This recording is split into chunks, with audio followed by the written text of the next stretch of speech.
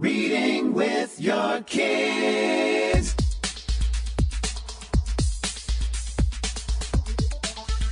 Hola, ni hao, konnichiwa, assalamu alaikum, jumbo, bienvenidos. Hi, my name is Jedley, and this is the Reading with Your Kids podcast, and iTunes #1 kids and family podcast. We have a wonderful show for you today, both ends of the kidlit spectrum. Leslea Wahl is back to share with us some great suggestions, books that you might want to read with your teens. And an old friend, Delilah Hall, is back to tell us about her brand new picture book, Football Challenge.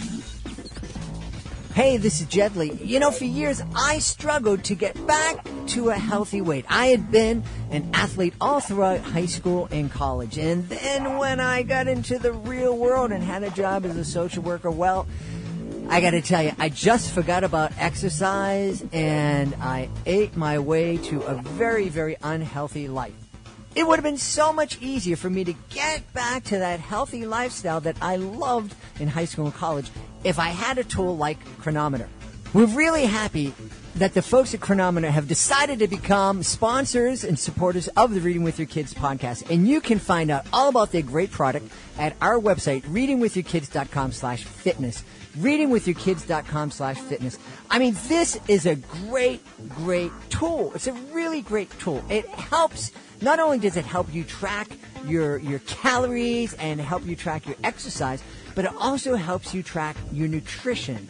You know, you're just going on a diet and reducing calories. It's not the right way to go. You need to make sure that you're still having the right amounts of nutrients and proteins and the mix and all that kind of stuff.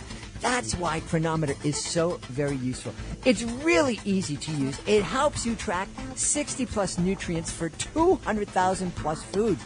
And like I said, it lets you log your diet, your exercise, your biometrics. You put notes in there. It helps you make custom foods and recipes. It even has a mobile app so you can log on the go.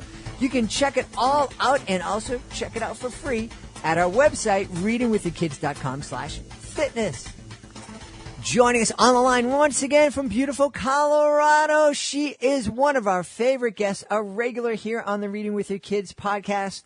She is the author of the brand new book, Where You Lead. She is one of the driving forces behind CatholicTeenBooks.com. Please welcome back to the show, Leslea Wahl. Leslea, how are you? Doing great. So good to be here. Excellent. We're really happy that you're back again today with some great suggestions. And today you have some great suggestions about books that are classic retellings, taking classic stories and bringing them up to date. Exactly. Yeah, it's kind of fun it might be a good way to read these and the originals, kind of compare. Might be fun for families. Yeah, absolutely. I always like to say that my book, we're talking about YA books here. My picture book, The Great Maritini, is a retelling of the story of the Good Samaritan, and it's really fun. It's a really fun book, and it has that same message about helping others and responding, you know, whenever we see somebody in need. But in my retelling, the Great Maritini, the Good Samaritan, is this magician, kind of a bumbling magician called the Great Maritini. And it's fun when I tell the story in my live show. It started life as a part of my live magic show. And I created initially for Catholic audiences, but I felt that the story was and the message was so powerful that we presented it in public schools. And it's amazing. There's one point in the story where kind of everybody who is familiar with the original story kind of gets it and makes the connection. And you can almost see all these little light bulbs going off over kids' heads in the audience. It's really great. And of course, So in some public schools, teachers will come up to me afterwards and they'll whisper, they'll go, you believe in him? And I go, yeah, I do. And they go, okay, I won't tell anybody. I go, no, you can tell people. It's okay. Well, it's a good way to get that message out in a public school, too. Yes, because, you know, those messages, you know, they sustained our cultures. You know, all of our cultures are kind of built on these messages, and so it's important. And I think just because a story, a lesson has a history within a faith system, it's a real mistake to kind of discount that and throw it out the window. It's crazy. So you have some suggestions that we should check out with our kids, with our teens. Yes. So there are 3 novelizations or retellings of some classic stories. One's a modern day telling of a beloved classics of a children's story. One's a futuristic version of a well-known classic, and one is a reworked fairy tale with a surprise twist. Ooh, okay, all right. Well, let's start with the fairy tale with the twist. Okay. Hold on, I gotta pull up the right thing here. I just confused Leslea. She gave it to me in her order, and I said the opposite. Now she has to refigure her things out. That's all right. No worries.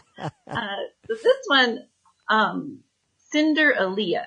Actually, I've heard it pronounced Cinderella, so I'm not exactly sure, but how it's pronounced. It's by Karen Ulo. So Cinder and then Allia, the character's name. So this is obviously the retelling of the famous fairy tale. And it was really such a delight. Were some fantastic twists to this new version that made the story engaging and fast-moving. Now, it's still set back in like a fairy tale time, but it's just a little bit different. For instance, what happens when the heroine's prince is killed in battle before he can rescue her from her cruel stepmother? Ooh. Yeah, well, what any strong female would do, she has to solve the problem herself. Go, girl. So it's kind of fun. So this book, armed with faith, a sword, and some unlikely allies, she has to venture out on her new path in her life. She tries to find love and happiness when faced with the overwhelming odds that she finds. And there's deception at the palace, betrayal among noblemen, wicked lies, tragic heartbreak, and terrible cruelty.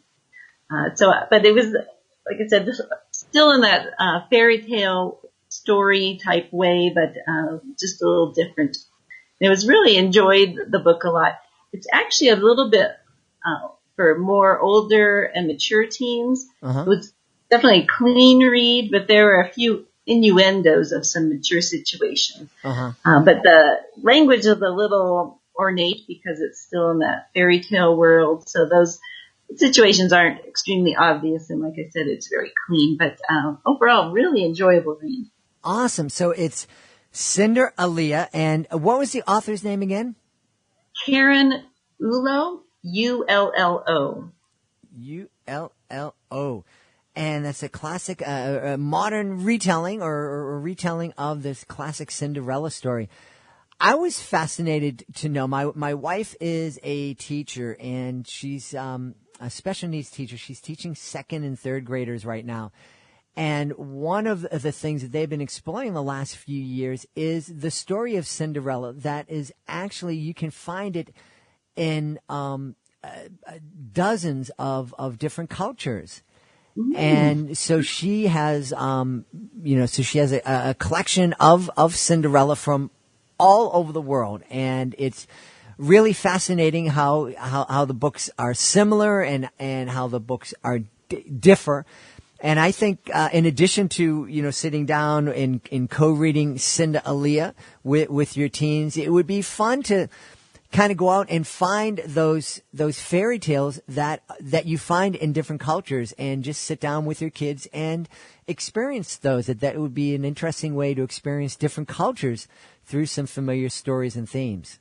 That is a great idea. Yeah. I might have to check some of those out myself. Absolutely. So, Cinderella is the first book. What's the second book?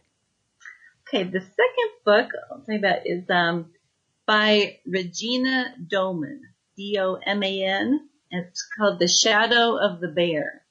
And this is a modern retelling of the grim fairy tale Snow White and Rose Red, which of course is Disney obviously did the Snow White version later on.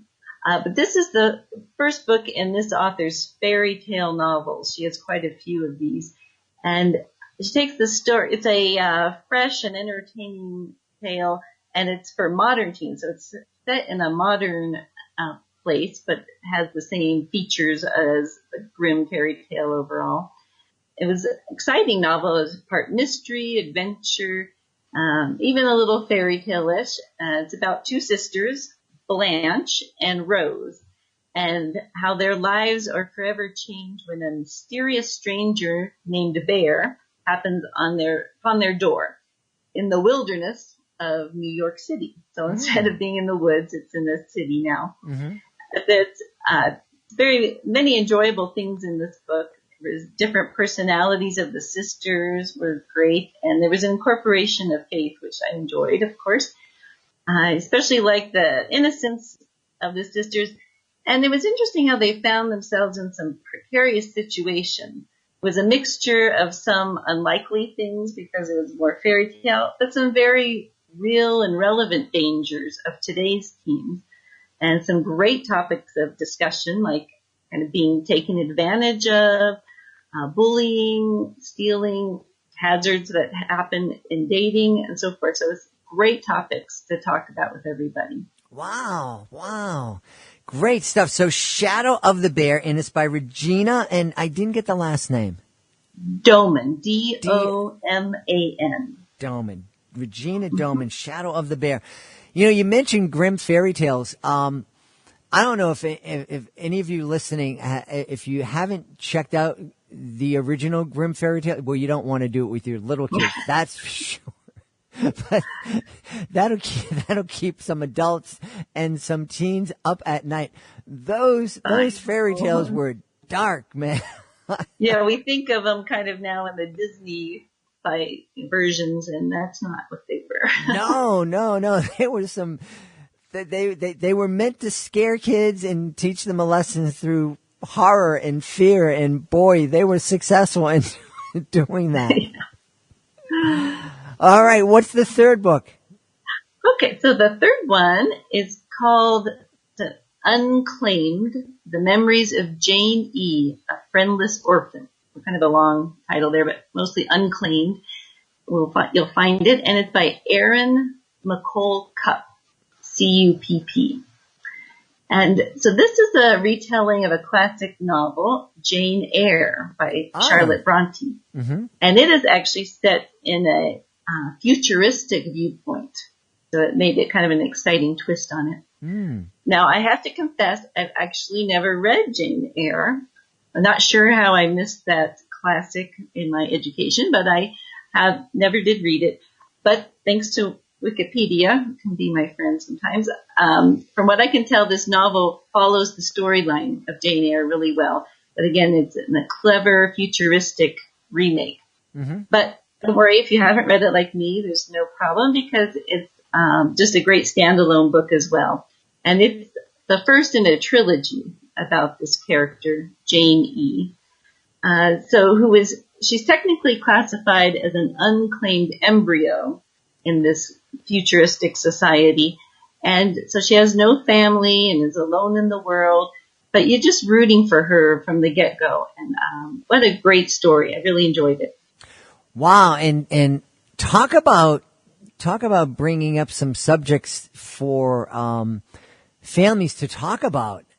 That whole issue of birth and fertility, and you know, we have these embryos, and what are we going to do with them, and what are they? Are they human? Are they tissue? And these are really, really important issues to talk about with our kids. Mm-hmm. And again, books can bring up these discussions in such a much easier way than if you just, let's talk about this. You know, if you're able to incorporate it in an interesting story and then bring it up, you know, you can have a great discussion. Yeah, absolutely. Yeah. Yeah. Just like when our kids were little and we're reading them stories about bullying, and it was easier to talk to our kids about bullying by talking about these characters in a book. The same thing. These are really important issues that are still in the news today. You know, we're talking. You know, we have when we're recording this, there's debate over who should be the next Supreme Court justice. And there's a lot of concerns about where this justice will make decisions on some of these issues that we're touching on today. And so it's very, very relevant for our society and for our kids. And these are the things that we should be talking to our kids about. And because the media are talking to our kids about them. And their teachers at school, if their kids are going to public school, if the kids are going to college, their professors, their teachers are talking, their friends are talking to them about them. And if you have a particular point of view on these subjects, you want to share it with your kids. You can't pound it into their head to make them believe one way or the other, but you certainly can talk to your teens about why you feel a certain way and how you feel about a subject. Yeah, absolutely, because you're right. They often only hear one side, so it's nice to get different perspectives from what they hear always on the news and so forth. Absolutely. So the new book, Where You Lead, by Leslea Wahl, has been out for a while, and we're excited about that. Just remind us where they can find out about Where You Lead online if they haven't checked it out already. Is there a website where folks can go? Yeah, so my website is www.lesleawall.com, just spelled a little different, but I'm sure you'll have it up for them. Mm-hmm. And you can also find it on catholicteenbooks.com. Yeah. And that's a neat, tell us just a little bit, remind us a little bit about catholicteenbooks.com. Yes, it's a website, a joint website of 13 authors, and we have a variety of books. We all write for Catholic teens. And the books cover a wide range of ages, from early middle school through older teens, and a huge range of genres. So it's a great place to find just whatever is perfect for your family for their next adventure. And you know they have a strong Catholic faith because they picked 13. I mean, they're not worried about all that superstitious stuff, you know? That's right. So we're not set at that. And when we find other great authors that would love to join us, we certainly welcome that. All right. Good Well, that's catholicteenbooks.com, and make sure you check out Leslie's website, and also make sure you check out some of the books she told us about today. They're great books that retell some classic stories. Cinderella, Shadow of the Bear, and Unclaimed. Hey, Leslea Wahl, thank you so much. As always, we look forward to having you back on in the near future. Thanks so much. Bye. Delilah Hall is going to be here in just a minute to tell us about her brand new picture book, Football Challenge. But before she joins us, I would like to take just a minute to encourage you to check out my picture book. It's called The Great Maritini.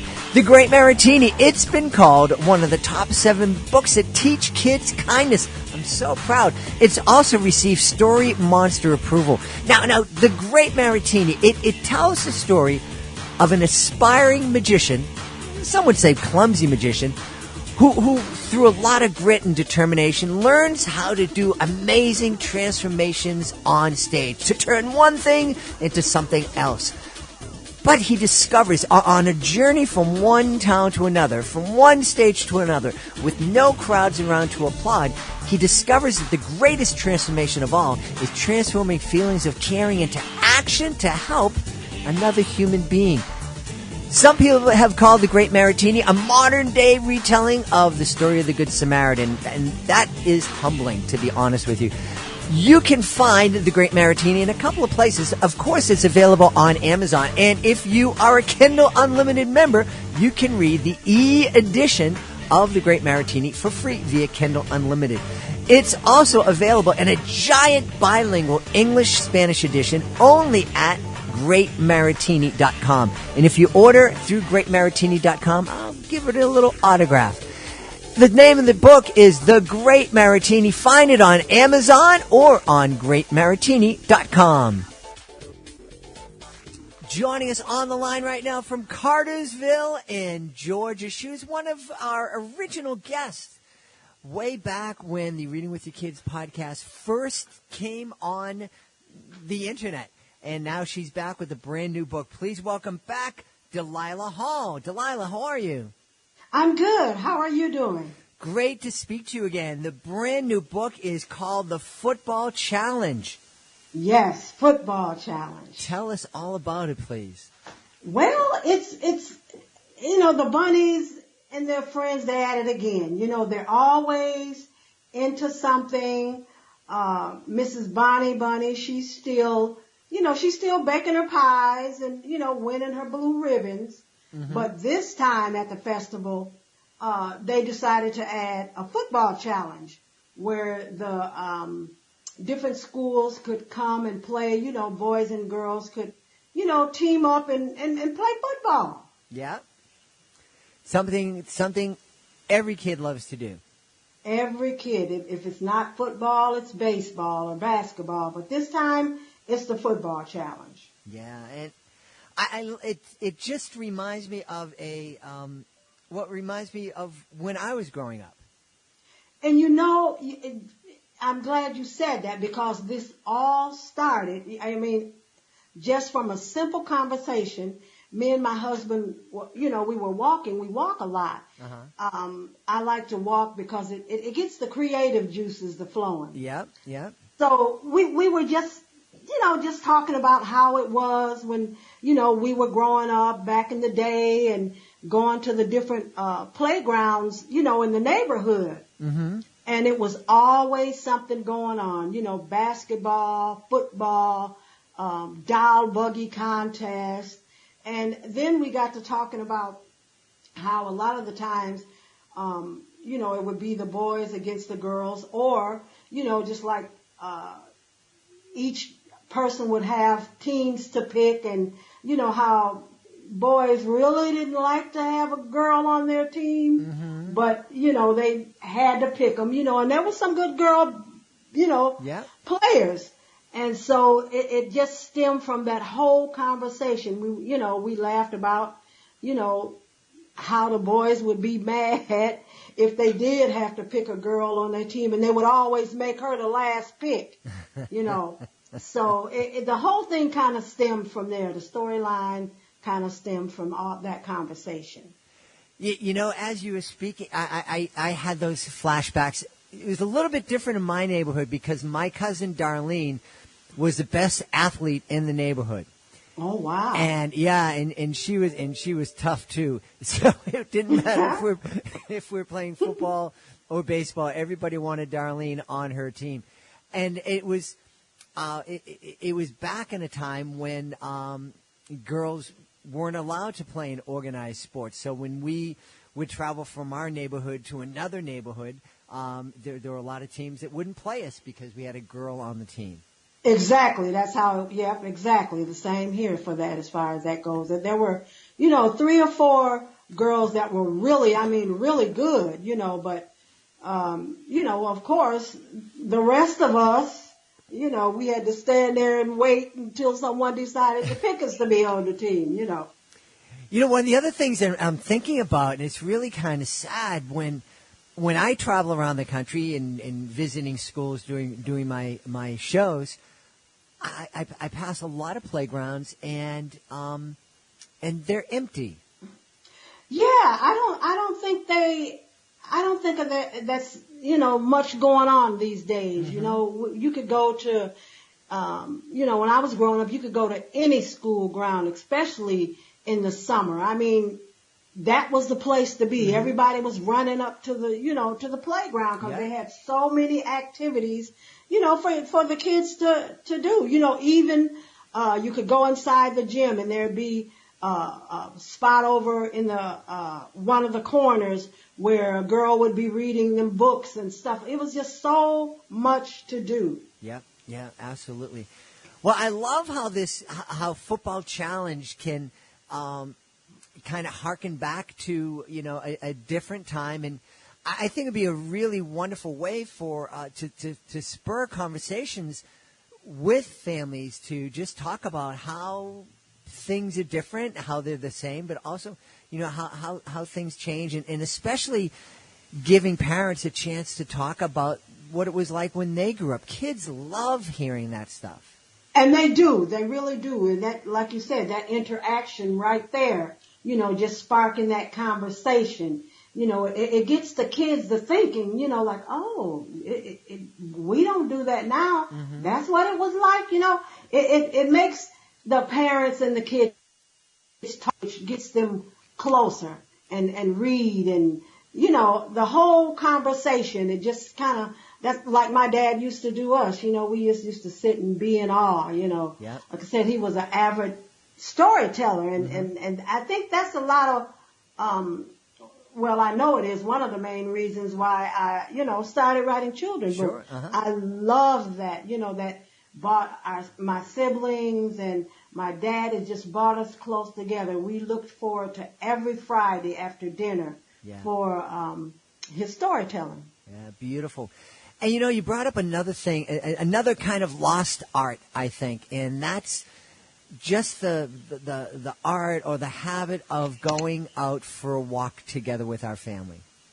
Yes. That's we've always, even when we were much younger, we've always made, exercise a part of our routine. Mm-hmm. And when my kids were all at home, they would exercise with me as well. I had all the Jane Fonda tapes and this and that, and I would kind of have to bribe them to exercise with me. But still, that was a way, that we kind of bonded.